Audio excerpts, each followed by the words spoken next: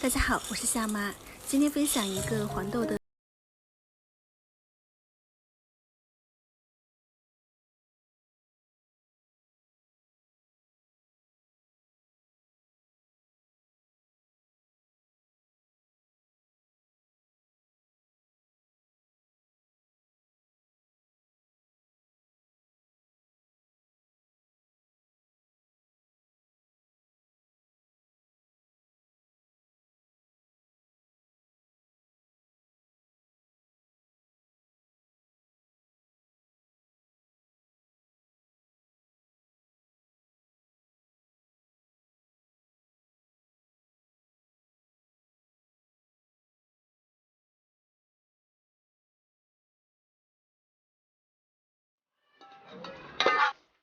过一遍纯净水或者是凉白开，给它降温，洗去粘物，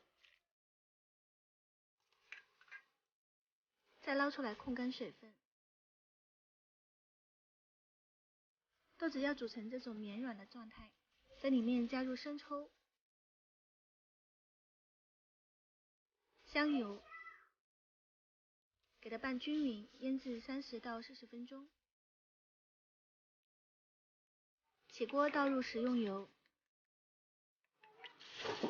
下入蒜末、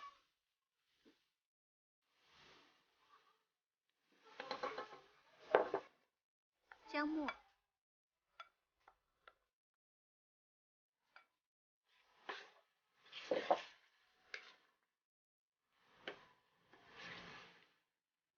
喜欢吃辣椒的可以再加入小米辣碎，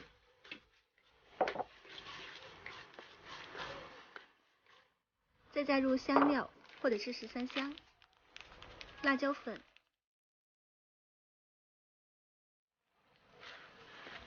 给它搅拌均匀，用小火慢熬。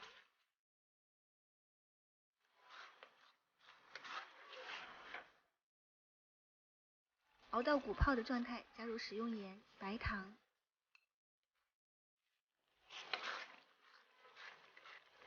搅拌均匀，闻到香味后就可以关火，给它放冷。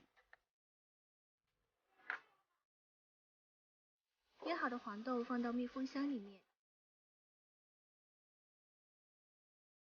把冷却好的蒜蓉酱倒进去，给它搅拌均匀。这样一个简单的黄豆辣椒酱就做好了，特别的好吃。工序简单，而且口感非常的鲜嫩，喜欢呢大家可以在家里面试一下。这个呢是简单版本，适合下饭菜呀，或者是拌面、拌酱都可以的。去年呢我做过一款霉豆的，大家可以翻看一下。